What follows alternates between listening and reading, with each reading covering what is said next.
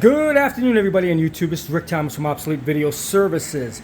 Today we're doing some upgrades or some repairs in my studio. I just thought you guys might be interested in knowing, when you've been around the block for 30-something years, you kind of know what to look for and how to solve issues on broadcast equipment. First of all, we're doing some upgrades. As you can see, we just got our patch bay for the front. This is where the SDI connections will go. They're all rigged to all 5 decks, so that way I don't have to pull the machines out when I need to go SDI out to my studio right there, which is up into the rack. Everything is user-friendly. The front patch bay to all the equipment makes it simple, makes it quick, it's neat, and you can do high-quality video when you do it the correct way. But anyways, we installed the patch bay today. They all go SDI out on every one of these decks, which is what I want to do.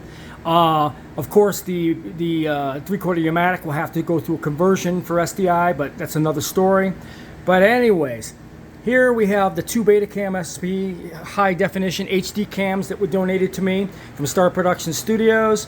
He did mention to me that the upper deck had a problem with color saturation. It would, during Betacam SP, it'd go into greens and blues and reds and lines all over the place, so you couldn't record or play back Betacam SP on this particular deck on top. And he didn't know what it was. He did try to get it serviced several different times. He had no idea. They never were able to fix it. But anyways, today I solved the problem. Okay, I've been around the block for 30-something years, so I know exactly how to repair these decks. I cannot believe a service technician could not figure out the problem why this deck was playing all funky in different colors in Betacam SP and was not playing properly, and you're getting distortion. It's very, very simple, guys. And I'm going to show you how simple it is. I mean, a 2-year-old with common sense and knowledge of electronics could actually do this, but I guess maybe they just didn't understand because the cards are not marked, and there's no markings on these, and you might not know what each card does, so maybe that's why they didn't attempt to fix it. But anyways, I did get picked up out of my storage area. I did happen to have another deck. This one was all beat to shit. I got this for free. This is the same as those 3 over there. I got this for free a couple weeks ago, and I stuck it in storage because this thing is severely damaged. But all the cards were good on it, so I popped all the cards out. Now I'm going to show you guys something.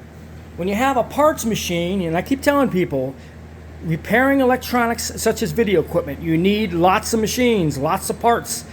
Parts for these things are no longer available, and you have to be a technician to understand what you're fixing and how to fix it. Perfect example. Now I got the upper deck that records and playback, and all these decks record and play back perfectly on all tape formats. The top deck did not. I did have to fix the issue with the color, noise in the color, greens and blues. It was just a real disaster. But as you can see, I did have a parts machine, and today I'm going to scrap out the video head and everything else on this thing so I can get rid of the body of it and just keep the good parts as spares when I need them for those particular decks. But as you can see, I'm playing back a video. This is a digital Betacam SP. Beautiful color. I mean, we're talking beautiful playback now. It records, plays back, fantastic. That deck had a really big color problem, and it wouldn't record or play back in SDI or regular component or composite. It had a real big issue. He did warn me about that, and of course, I'm a perfectionist. When I get equipment, I want it to work. I don't want to sit there and have stuff that's half-ass. If it doesn't work, it will drive me crazy. Of course, I did have a parts machine, which I did have in storage. So let me explain to you the little issue with this deck. This thing has been sent to 2 or 3 different service centers, and nobody knew what the hell they were doing to fix it. I just can't understand that at all. If you're a service technician and you don't know how to work on broadcast equipment, you gotta be kidding me. You got to be kidding me. Anyways, we got all my decks up to full power. Now I could do multiple tapes with no issues at any point or time. So when I'm playing back Betacam, digital, or HD cam, we have full color saturation, beautiful, beautiful playback on these. I mean, these decks play back fantastic. Of course, through SDI and component and whatever. All right, on my desk, you will notice I pulled out all the cards.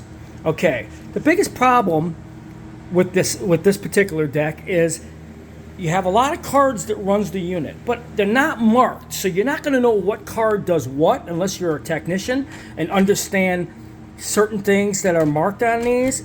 Each cards have markings, and sometimes if you read them correctly, you could guess what it actually does. Okay, since I do not have a service manual, which I never really need one anyways, I basically know what's what.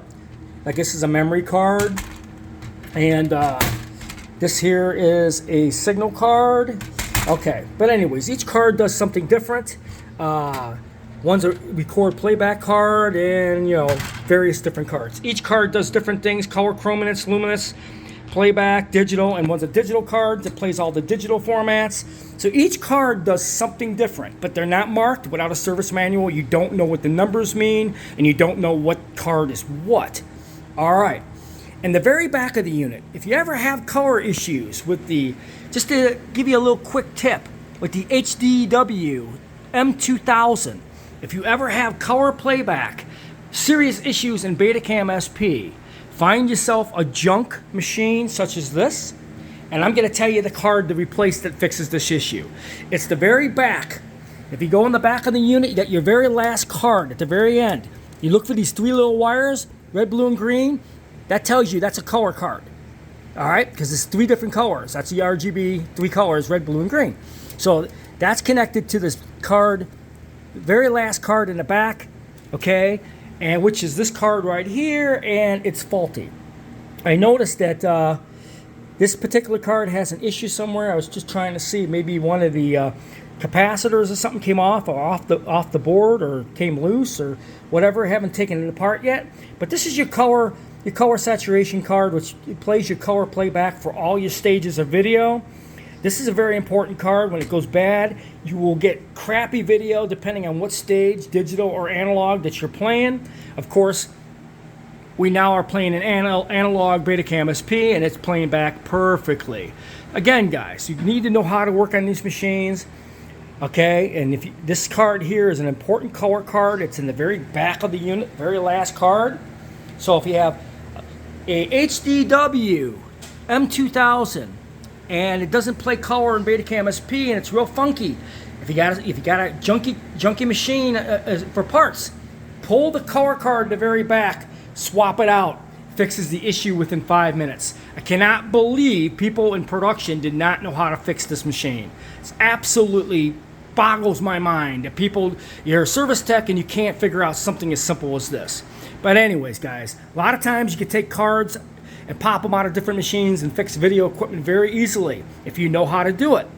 I've been doing this for 30 years.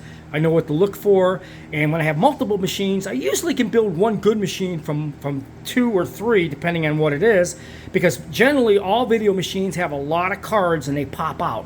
If you just know which ones are bad, you could actually build a good machine. Hope you guys enjoyed this video.